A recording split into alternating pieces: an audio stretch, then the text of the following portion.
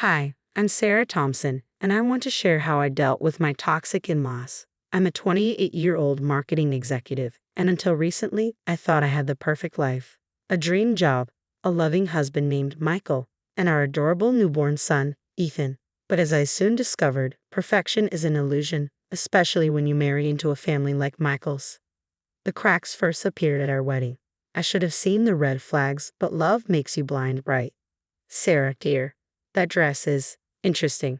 I hope you're not planning on keeping that figure after the honeymoon. My mother-in-law, Linda, said with a sickly sweet smile. I laughed it off, but Michael squeezed my hand and whispered, Mom, Sarah looks beautiful.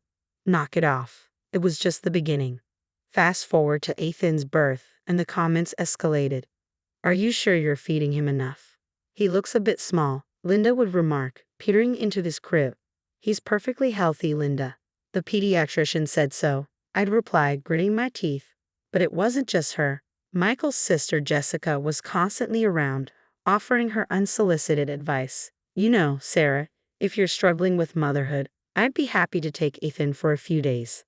I've always wanted a baby. I held Ethan a little tighter and forced a smile. Thanks, Jess, but we're doing just fine. Then there was Robert, my father-in-law, the puppet master of this dysfunctional family circus. He loved to lecture about family legacy and the importance of presenting the united front. Thompson men are made of stern stuff, he'd bellow. That boy needs discipline from day one. Every time Robert spoke, I saw Michael tense up. There was history there, but Michael would brush it off whenever I asked. Things finally came to a head when Robert announced he was organizing a grand family photo shoot to celebrate Ethan's birth. We need to show the world what a strong, successful family we are, he declared one night over dinner. I could feel the tension in the room. Linda fiddled with her pearls, Jessica smirked, and Michael looked like he wanted to disappear. Do we really need to do this, Dad? Michael asked. Of course we do, son. It's tradition. The Thompsons always celebrate new additions in style. As we left that night, I couldn't shake the feeling that something was off. Michael, is everything okay with your dad? With the family business? He sighed and ran a hand through his hair. It's complicated, Sarah. Let's just get through this photo shoot, okay? I nodded, but deep down, I knew this picture-perfect facade was about to crack, and I had no idea just how ugly things would get. All I knew was that I would do anything to protect my little family. Little did I know that photo shoot would be the catalyst that exposed the rot at the core of the Thompson family. But that's a story for another day. If you want to hear what happened next, remember to like and subscribe. The day of the photo shoot arrived, and the tension was palpable. We gathered at Robert and Linda's sprawling mansion, all dressed to the nines like some twisted version of a Norman Rockwell painting. Sarah, darling, you look adequate, Linda commented, eyeing my outfit.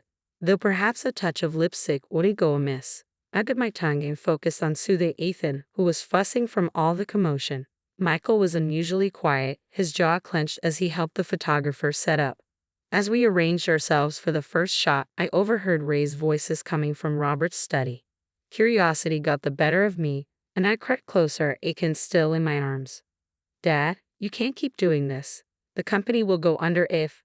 Don't tell me how to run my business, boy, Robert's voice thundered. I built this empire from nothing, and I won't have you or anyone else tear it down.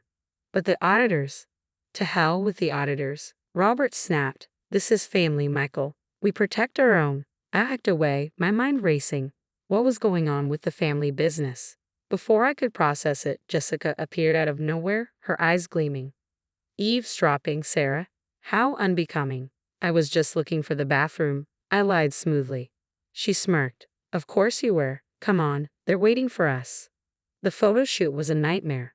Ethan wouldn't stop crying, Linda kept making snide comments about my parenting, and Michael looked like he wished he could vanish. During a break, I took Ethan to a quiet room to feed him. As I was burping him, Robert entered with a bottle of water in hand.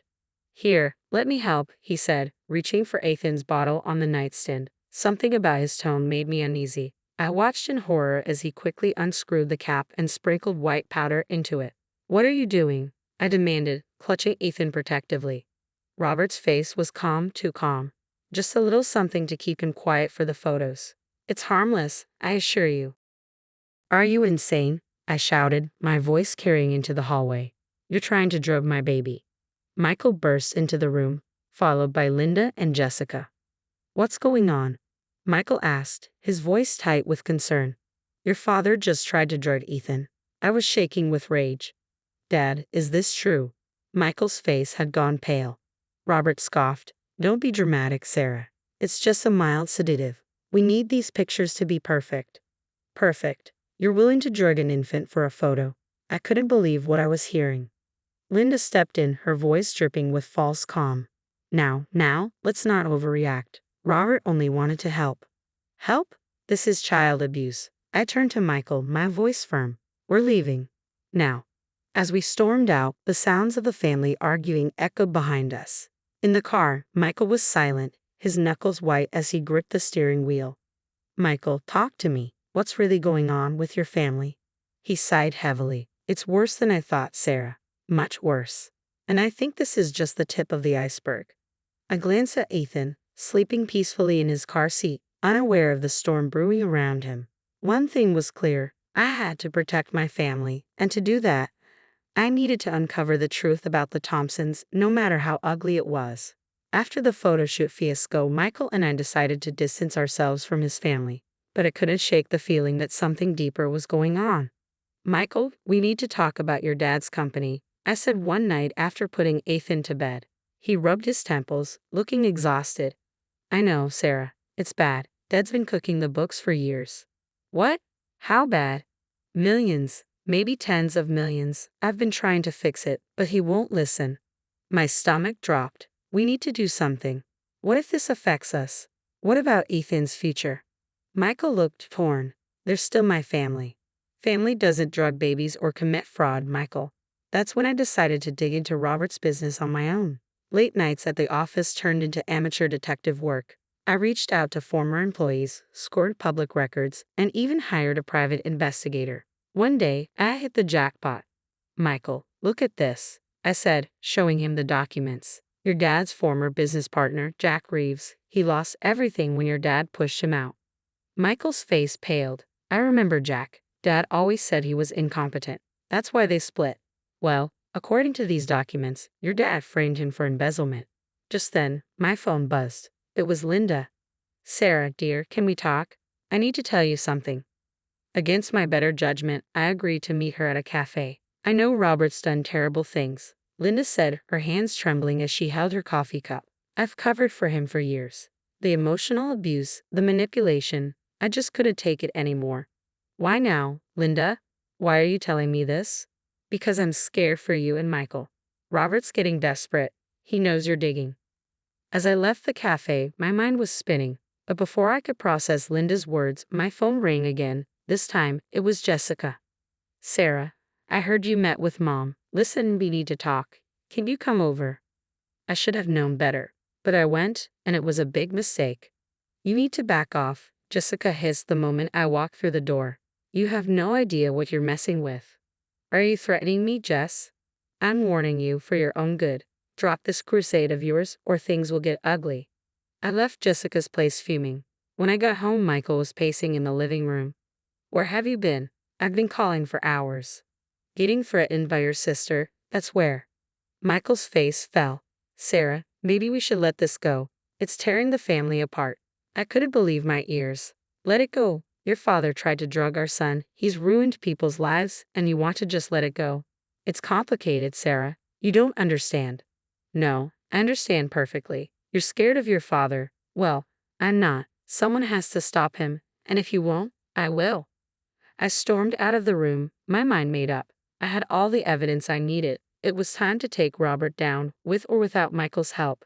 The Thompsons had no idea what was coming their way, and I was done playing nice. It was time for justice, served ice cold. 6 months after the photoshoot disaster, Robert organized another family gathering. The invitation arrived in our mailbox like a ticking time bomb. "We have to go," Michael said, his voice strained. I nodded, a plan already forming. "Oh, we'll be there, all right." The day of the gathering, I felt eerily calm as we pulled up to the Thompson mansion. I squeezed Michael's hand. "Whatever happens in there, remember I love you," I said. He looked at me, confused. "Sarah, what are you planning?" I just smiled and got out of the car, Ethan in my arms. The house was buzzing with family members and business associates. Robert was holding court in the living room, all smiles and fake cheer. When he saw us, his eyes narrowed slightly.